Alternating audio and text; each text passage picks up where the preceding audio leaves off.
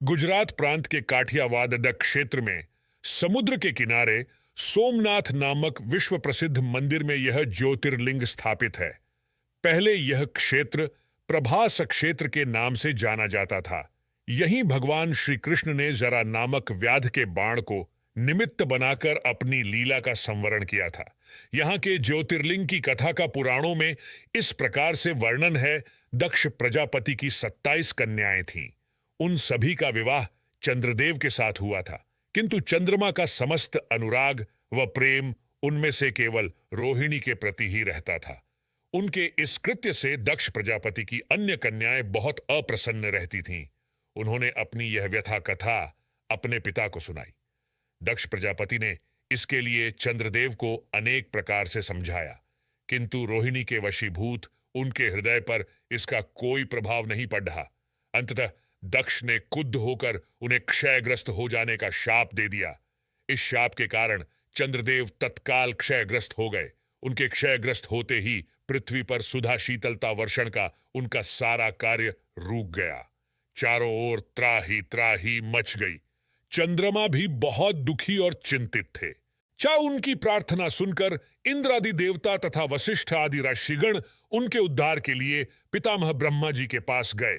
सारी बातों को सुनकर ब्रह्मा जी ने कहा, चंद्रमा अपने शाप विमोचन के लिए अन्य देवों के साथ पवित्र प्रभास क्षेत्र में जाकर मृत्युंजय भगवान शिव की आराधना करें। उनकी कृपा से अवश्य ही इनका शाप नष्ट हो जाएगा और ये रोगमुक्त हो जाएंगे। 5 उनके कथनानुसार चंद्रदेव ने मृत्युंजय भगवान की आराधना का सारा कार्य पूरा किया। उन्होंने घोर तपस्या करते हुए 10 करोड़ बार मृत्युंजय मंत्र का जप किया। इससे प्रसन्न होकर मृत्युंजय भगवान शिव ने उन्हें अमृत का वर प्रदान किया। उन्होंने कहा, चंद्रदेव, तुम शोक न करो। मेरे वर से तुम्हारा शाप मोचन तो होगा ही साथ प्रजापति दक्ष के वचनों की रक्षा भी हो जाएगी।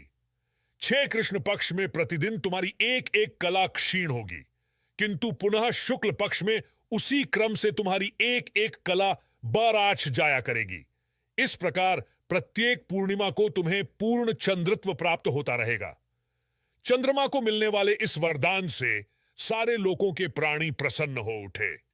सुधाकर चंद्रदेव पुनः 10 दिशाओं में सुधा मुक्त होकर चंद्रदेव ने अन्य देवताओं के साथ मिलकर मृत्युंजय भगवान से प्रार्थना की कि आप माता पार्वती जी के साथ सदा के लिए प्राणों के उद्धारार्थ यहां निवास करें। भगवान शिव उनकी इस प्रार्थना को स्वीकार करके ज्योतिर्लिंग के रूप में माता पार्वती जी के साथ तभी से यहां रहने लगे।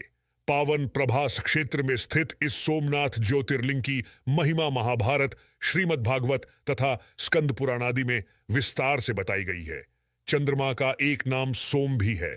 उन्होंने भगवान शिव को ही अपना नाथ स्वामी मानकर यहां तपस्या की थी। अतः इस ज्योतिर्लिंग को सोमनाथ कहा जाता है। इसके दर्शन, पूजन, आराधना से भक्तों के जन्म जन्मांतर के सारे पाप और दुष्कृत्यु विनष्ट हो जाते हैं। वे भगवान शिव और माता पार्वती की अक्षय कृपा का पात्र बन जाते हैं। मोक्ष का मार्ग उनके लिए सहज ही सुलभ हो जाता है। उनके लौकिक पारलौकिक सारे कृत्य स्वयमेव सफल हो जाते हैं। 12 ज्योतिर्लिंग की जानकारी चाहते हैं तो नेक्स्ट वीडियो देखना जरूर।